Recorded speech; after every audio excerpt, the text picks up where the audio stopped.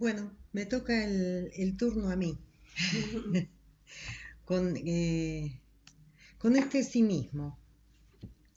O sea, el hilo conductor que encuentro, que vos comentabas, bueno, por algo elegiste, ¿no? Estos dos, estos dos textos y que en definitiva son de diferentes autores, hace que hay un hilo conductor, ¿no? Ese hilo conductor yo creo que es el encuentro por eso digo de sí mismo, ¿no?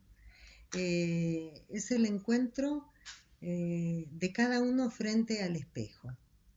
Eh, el encuentro automáticamente me remite a mí a los cuadros de Edward Hopper, ¿no? Edward Hopper,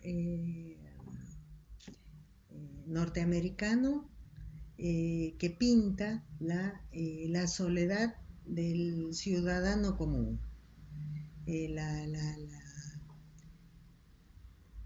Generalmente los cuadros son en la noche, son soledades, gente bebiendo en diferentes bares, o mujeres o hombres viendo a través de una ventana, la lejanía, ¿no? O sea, automáticamente nos remiten a esta cosa de la reflexión, ¿no? O sea, a esta posición que tiene Álvaro de Campos en esta guardilla, donde está reflexionando, ¿no? Está reflexionando sobre sí mismo. Eh, ¿Por qué eligió, le puso de título al poema Tabaquería y no le puso, qué sé yo, bar o no sé, algo, ¿no? Eh, Porque justamente el tabaco, que es el elemento, un elemento, digamos, que conecta los dos poemas, ¿no? Los dos textos, digamos, el poema con el texto este cuando lo va a visitar a Pessoa en el hospital. Bueno, no sé si está en el hospital, pero es el cigarro, ¿no? O sea, me trae al tango este fumando espero, ¿no? A la que tanto quiero tras los cristales de alegres ventanales. Y mientras fumo, mi vida yo consumo, porque aspirando el humo, creo que es aspiramos, me suelo adormecer. Fumar es un placer genial, sensual, ¿no? O sea, ¿qué es esto del humo? El humo, el cigarro, es la vida, ¿no? O sea, ¿por qué no puede dejar de fumar si bien él sabe que le hace mal y que lo ha intentado? Porque justamente el humo, el fumar, amén del placer que le pueda traer, implica esa reflexión, ¿no? O sea, es ese ir viendo en las volutas del humo cómo las vicisitudes de la vida, ¿no? Porque la vida no es un progreso, la vida no avanza, o sea, sería muy cuadrado de mi parte o muy positivista de mi parte hablar de orden y progreso, ¿no? Por ejemplo. La vida es un devenir, es un andar, a veces andamos dando vueltas, a veces quedamos en el mismo lugar, a veces creemos que avanzamos cuando en realidad retrocedimos, o sea, la vida es eso, ¿no? O sea, es un andar y es un ir consumirse como un cigarro, ¿no? Eh, que a la vez se hace humo. O sea, él se pregunta sobre la realidad, tanto uno como el otro, ¿no? Siempre es Álvaro de Campos, digamos, este heterónimo de Fernando Pessoa. Él se pregunta sobre la vida, se pregunta sobre lo que hizo de su vida, lo que no hizo de su vida. Y esa pregunta generalmente no nos la hacemos, o sea, solamente la hacemos cuando ya estamos a mitad de camino, o sea, ¿dónde estoy? ¿Qué fue de mi vida? ¿Qué es lo que hice? ¿Hasta dónde llego? O sea, reflexiono sobre el camino recorrido. Pero si no, generalmente lo que hacemos es ir, ¿no? Detrás de una zanahoria, o sea, lo que nosotros suponemos que es bueno ese objeto es bueno para nosotros. Eh, entonces, ¿qué es lo que le pasa? ¿Qué es lo que está buscando? ¿Qué es lo que está buscando Álvaro de Campos? ¿No? ¿Qué es lo que está diciendo? Eh, Él está reflexionando y está... otro tango es Cambalache, ¿no? El mundo fue y será una porquería, ya lo sé, en el 510, en el 2000 también, ¿no? O sea, eh, dice que se puso un traje que no le correspondía, con una careta que tenía y que ahora ni siquiera se la sacó, o sea que está tirado en un ropero, eh, ahí como el perro, un perro, ¿no? O sea, un perro de la calle que no, que bueno, por la caridad de él, y que no va a atacar, o sea, él está, se siente inerme, eh, inocuo, por así decir, no es peligroso, claro, inofensivo, le permiten quedarse ahí a la entrada del hotel. Eh, Él se ve así, ¿no? Él se ve así y, y esta reflexión que hace en los dos lugares es con la muerte.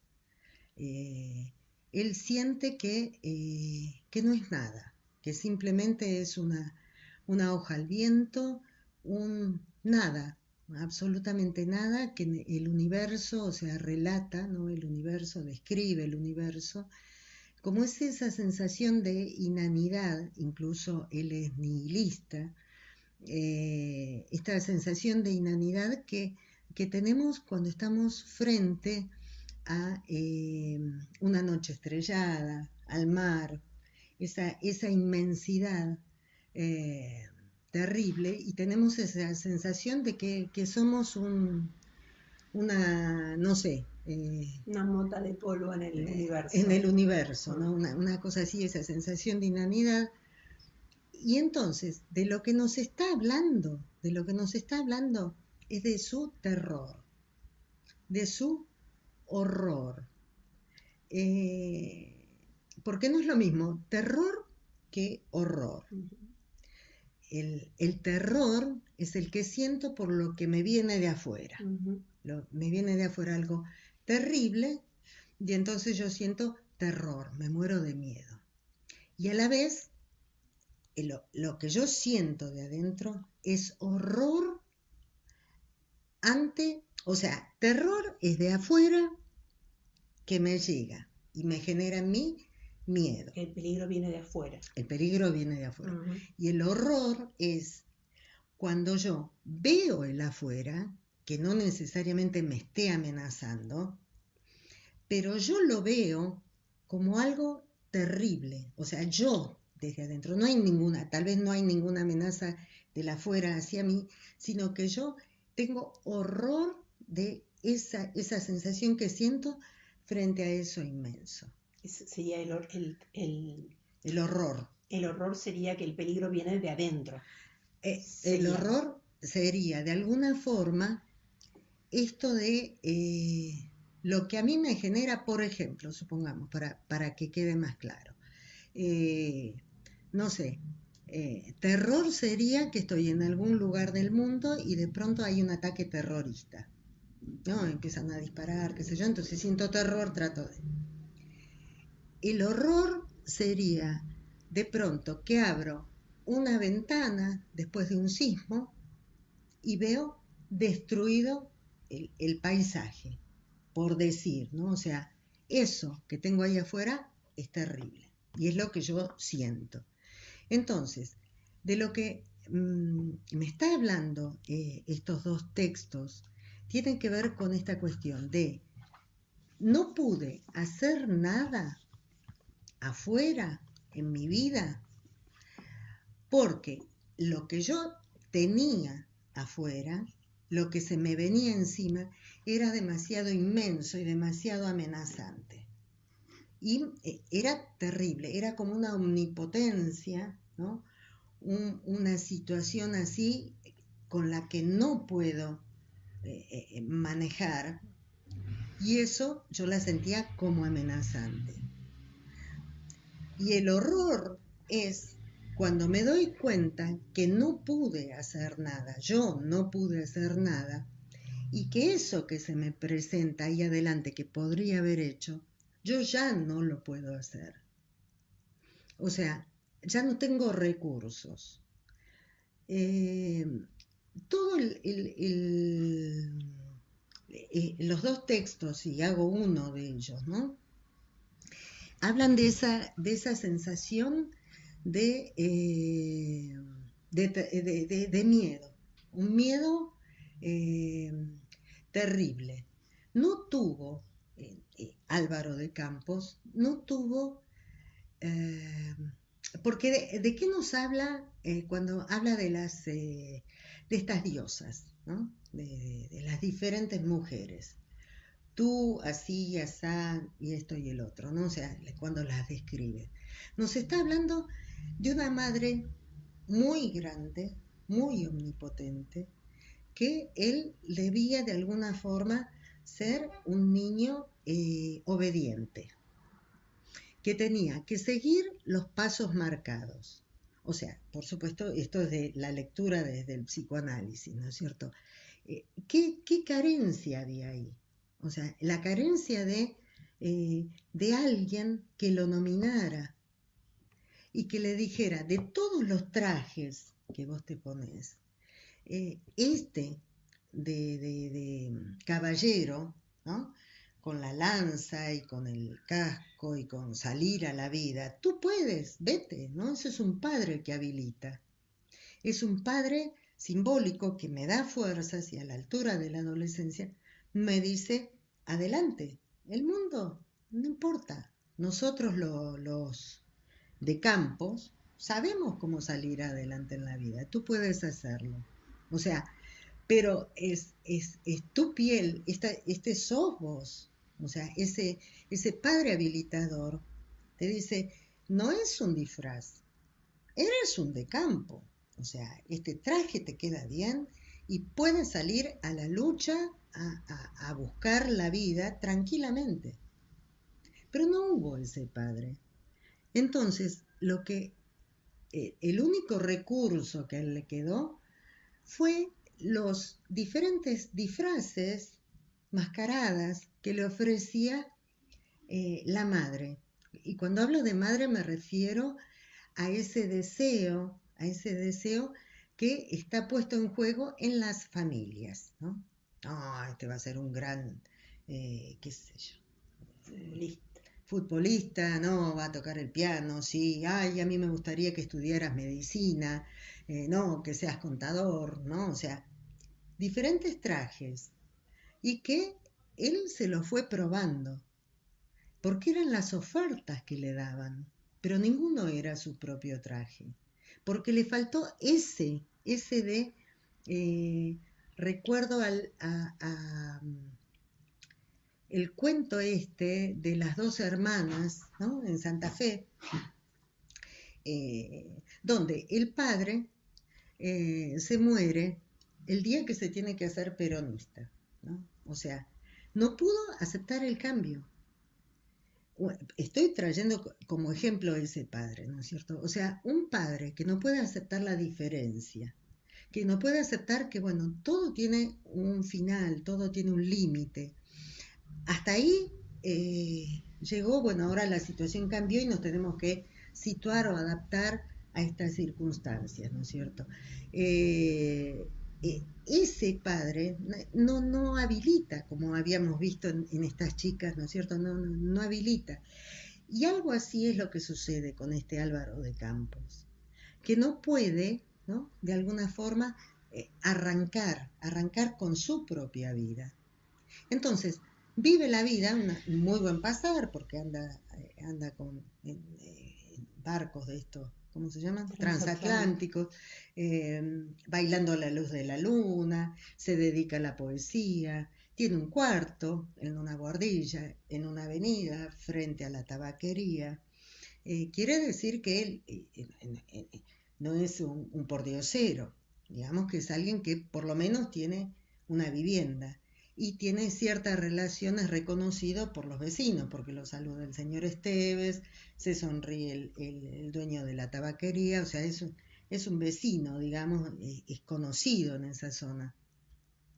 Entonces, digamos que él no es un pobre, digamos, tiene recursos económicos y los tuvo. ¿Y qué hizo con eso? O sea, parece ser que él era ingeniero, ¿no es cierto? Que era ingeniero y después resultó ser que se hizo nihilista, digamos.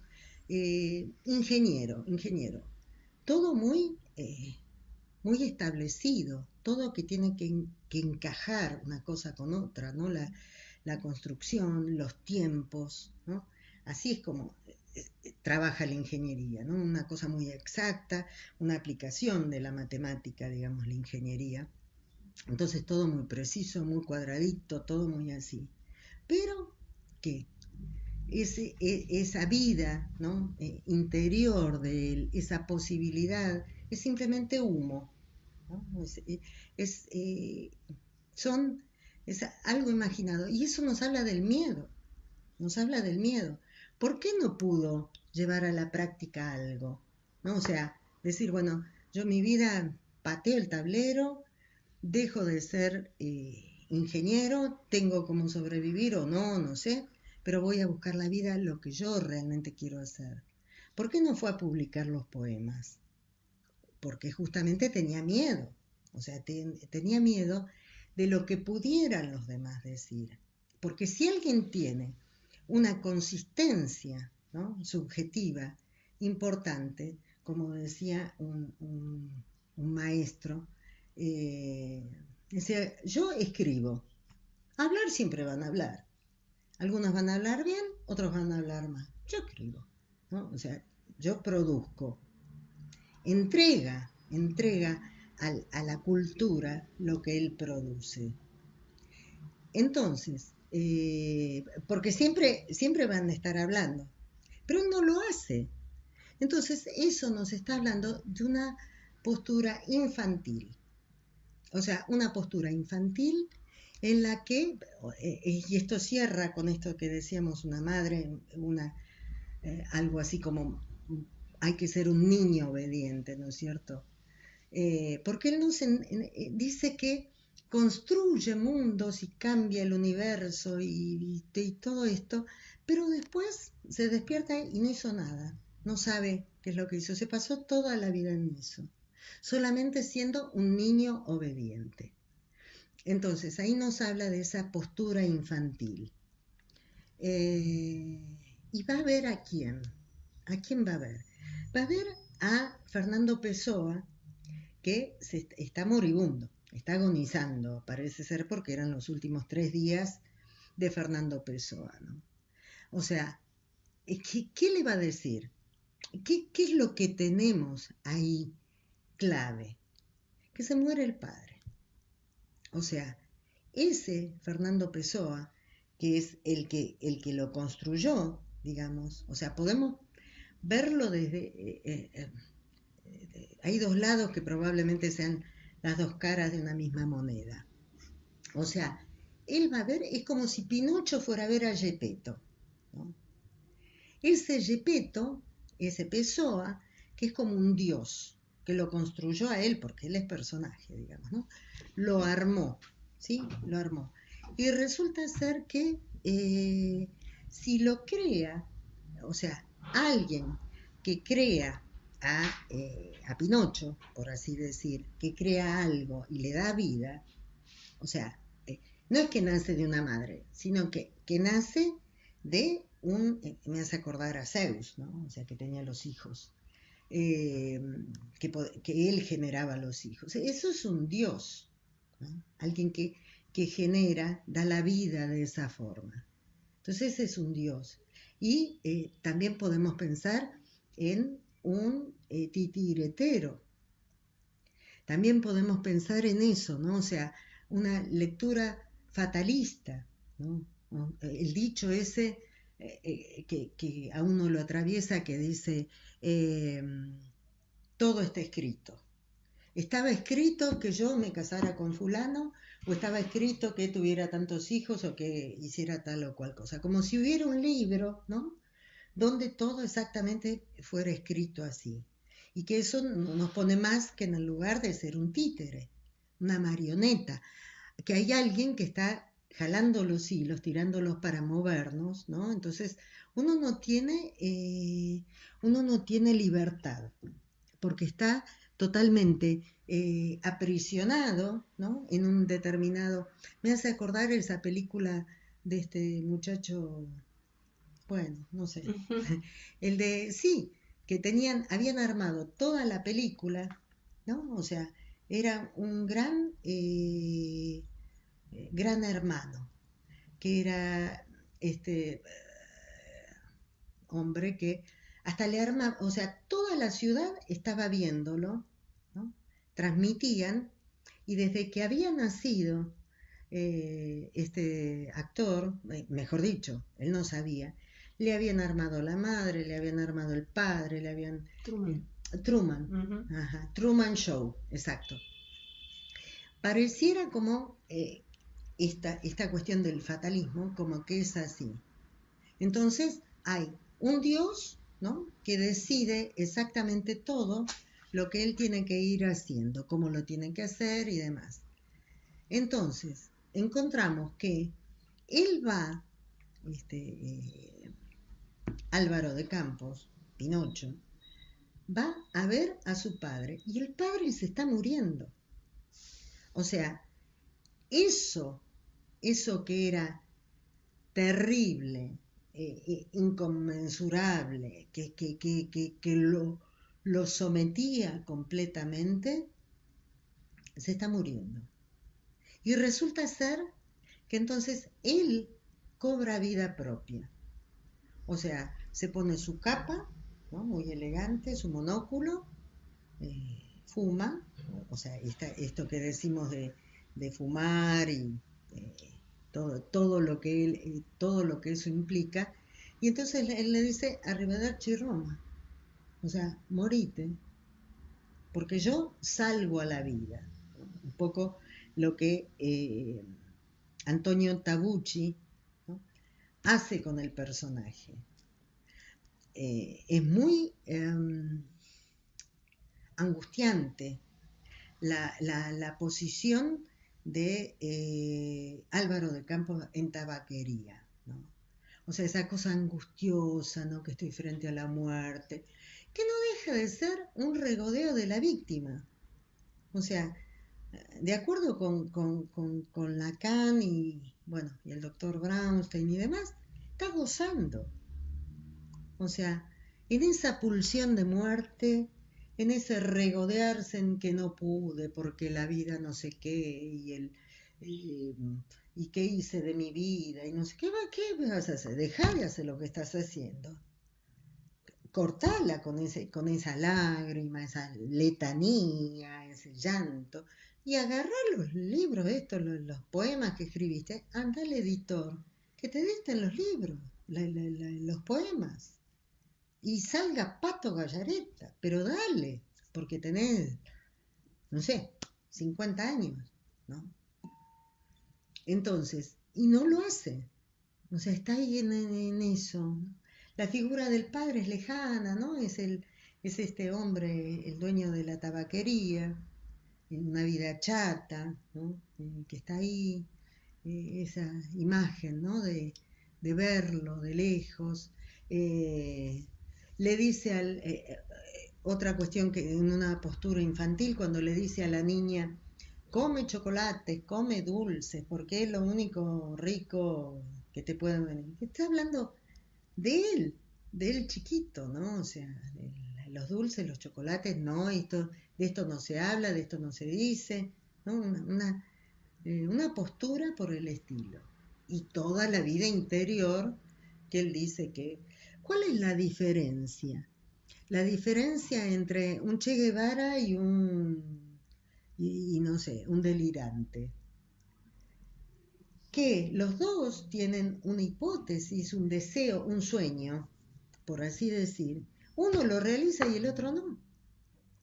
Entonces el delirante queda ahí, dando vuelta, no queda que en las volutas de humo, podría hacer esto, podría hacer lo otro, bla, bla, bla, bla, y no hace nada. Mientras que el Che Guevara fue y lo hizo, por decir, ¿no? Tenía un sueño y tac, fue y lo hizo. ¿Qué te frena para hacer eso? El miedo, absolutamente el miedo y la falta de confianza en sí mismo. ¿De dónde viene esa confianza en sí mismo? De alguien en una figura paterna, no necesariamente un padre, sino más bien un, ¿cómo se llama? Alguien en esa línea que te habilite, que te diga, no es necesario que sea perfecto, hace lo que puedas, pero hace algo, ¿no? Hace algo.